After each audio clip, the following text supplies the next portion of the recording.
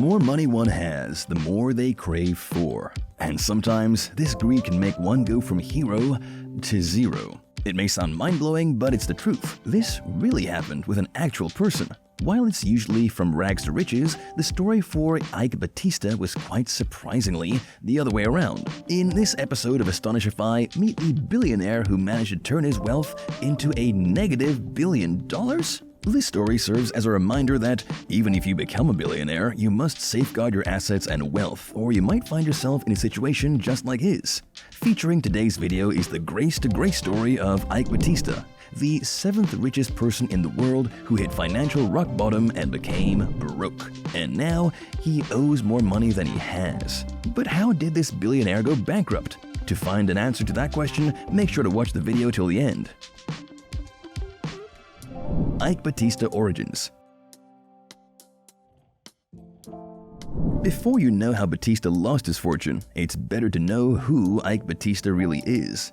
Born on November 3, 1956 in Minas Gerais, Brazil, Eike Batista is the son of Elizar Batista, a prominent businessman known for his role as president of Vale do Rio Doce, a major mining company. Elizar's success set the stage for his son Eike's ambitions. Growing up, Eike's family moved around Europe, providing him with diverse experiences of all sorts. In 1974, he followed his father's engineering path, studying at Germany's University of Aachen. During his university years, Eike showcased his natural charm as a door-to-door insurance salesman, honing his business and negotiation skills. Despite expectations to join his father's company, Eike's interest shifted to metallurgy, sparked by his university studies. In 1978, a magazine article about the Amazon gold rush captivated him, altering his trajectory. This pivotal moment led Eike to make a monumental decision that would shape his future and change his life forever. What did he decide? Find out for yourself. The Golden Gamble. Eike might be young, but he was a shrewd guy, and being aware of economic changes, saw that gold was a stable asset during crises. Taking advantage of this, he became a gold trader, connecting mines with buyers. Starting his business, Eike organized a network of 60 buyers across the country, with a $500,000 investment. This business was an immediate success, making a $6 million profit in just 18 months, and Eike took a clever 10% for himself. And that's not it. At the young age of 23, he already had built a great reputation for himself as a businessman. He expanded globally by buying a Canadian mining company, later named TVX Gold. In 1984, he started EBX Group to be his main company for future acquisitions. Even though he was highly successful, Eike got married to supermodel Luma de Oliveira in 1991, making his life more glamorous. By the year 2000, Eike owned 8 gold mines and 1 silver mine, creating an incredible value of $20 billion. People called him King Midas because it seemed like everything he touched turned to gold. But Eike wanted even more. He dreamed of becoming the richest person in the world. Sadly, he didn't know that the higher he climbed, the harder he could fall. And that's where this story takes an interesting turn. Gold mines and shady deals.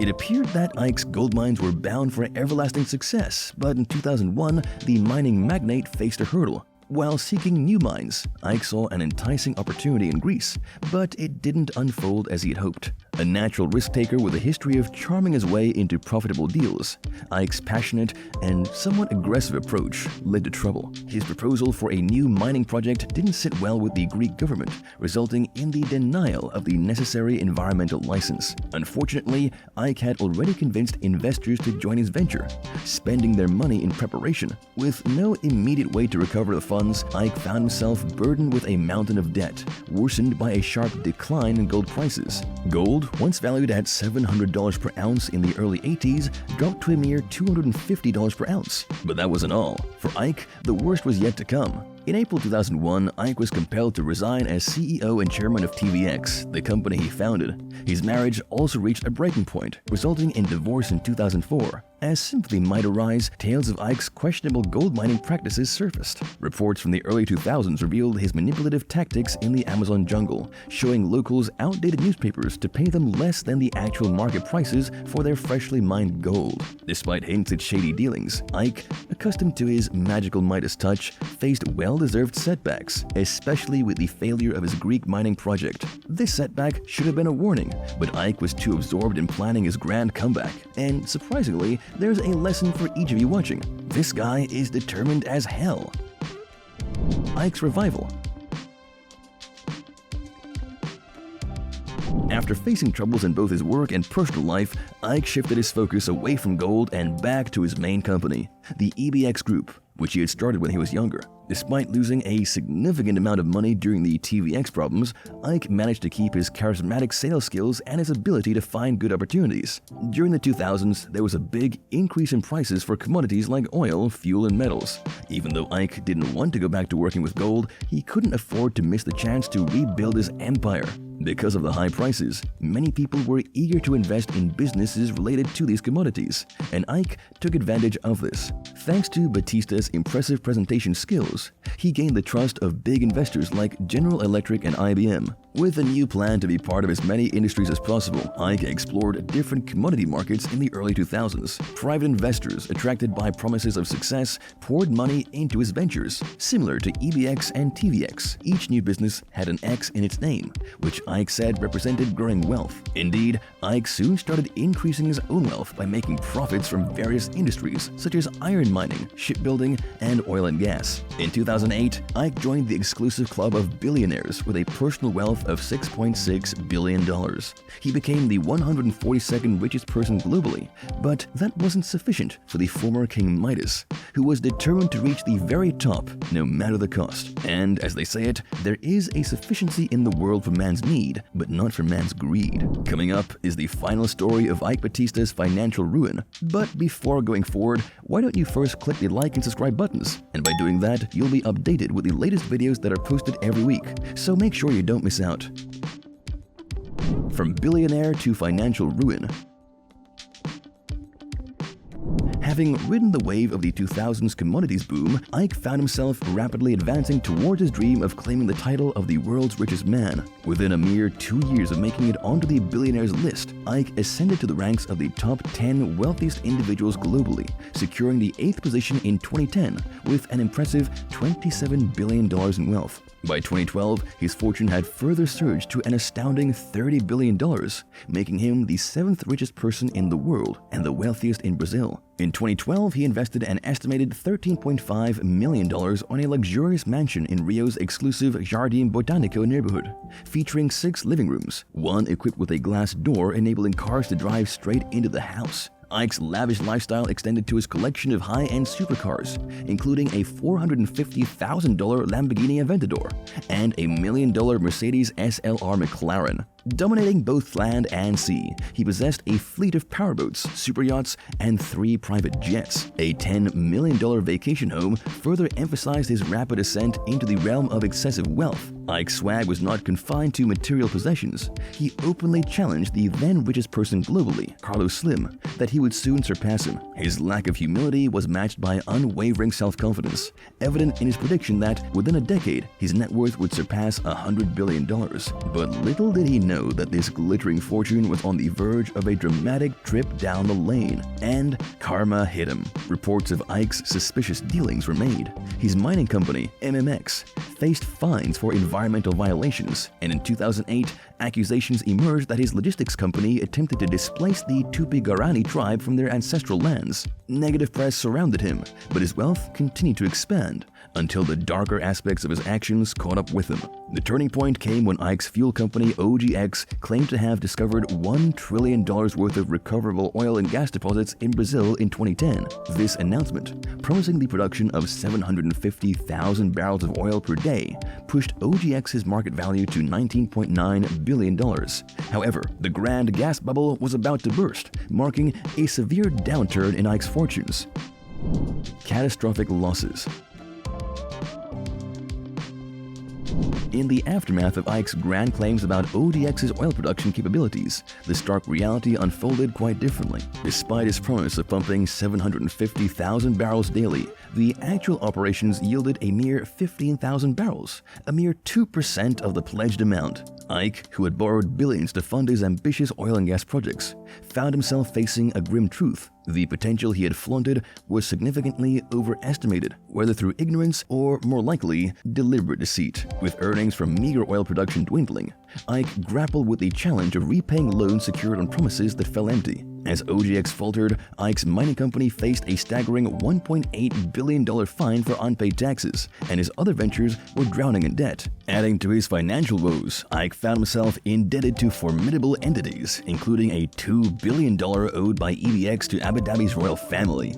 Ike reluctantly parted with most of the luxuries he had enjoyed during his Brazilianaire days, starting with the sale of his Embraer Legacy 600 private jet for $14 million.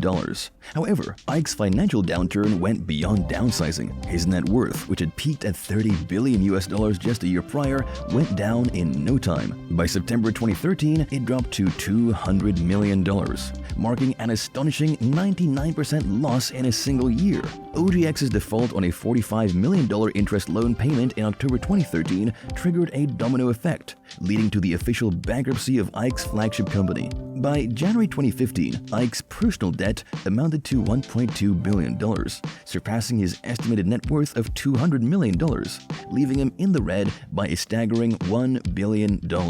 From once being the 7th richest man globally, Ike now held the rare title of a negative billionaire. Authorities seized his assets, stripping him of the symbols of wealth he had cherished. Desperate for a turnaround, Ike explored various ideas, including a peculiar episode where he tossed $160,000 worth of gold coins into the ocean, based on a psychic's advice. Yet, despite his apparent repentance, it was too late. In 2014, federal prosecutors accused Ike of deliberately misleading investors about OGX's oil production, leading to a trial in Brazil's criminal courts. As the accusations mounted, Ike faced real consequences for the first time. In February 2015, a judge ordered the seizure of Ike's remaining assets in Brazil, including supercars, boats, and planes. Yet the downward spiral continued. In 2017, Ike found himself implicated in additional criminal dealings, landing him on the world's most wanted list. So, was Eike Batista arrested, or did he escape the hands of the law? The arrest of Eike Batista.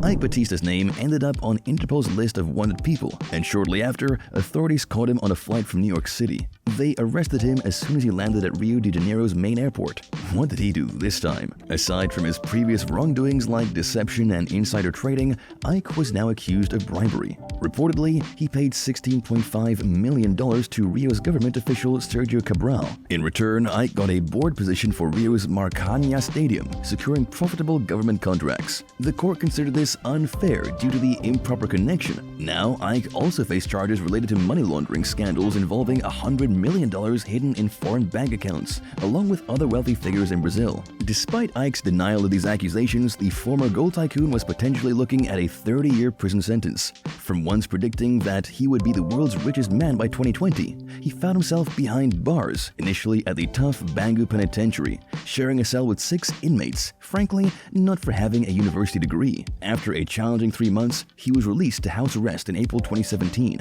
However, his fate took a darker turn when, on July 3, 2018, he was found guilty of corruption and money laundering, receiving a horrible 30-year prison sentence. Eike Batista's rollercoaster journey from a billionaire business magnate to a fallen figure, marked by corruption charges and legal battles, tells the story of his dramatic rise and spectacular fall. Despite facing legal setbacks, Ike remains resilient, negotiating a plea deal that significantly reduces his sentence in exchange for collaborating with prosecutors to expose corruption. Now striving for a comeback, Ike encounters the challenge of redeeming his damaged reputation and overcoming financial obstacles. His narrative prompts broader questions about the ethical dimensions of extreme wealth and whether redemption is possible for those caught up in suspicious dealings. Ike's legacy, once that of a well-known smart entrepreneur, is now entangled with shadows of scandal and moral ambiguity. That's a wrap of the incredible saga of Eike Batista. It's a stark reminder of how swiftly one can go from riches to rags. This billionaire, who once commanded immense wealth, witnessed a shocking downfall that left him among those who are now broke. Eike Batista's narrative serves as a cautionary story, showcasing the unpredictable nature of wealth and the challenges that can lead from the peak of success to the depths of financial struggle. It's a story that cautions reflection on the fragility of fortune and the importance of resilience in the face of adversity. Like and subscribe for more shocking stories like this. Thank you for watching. It's goodbye from Astonishify.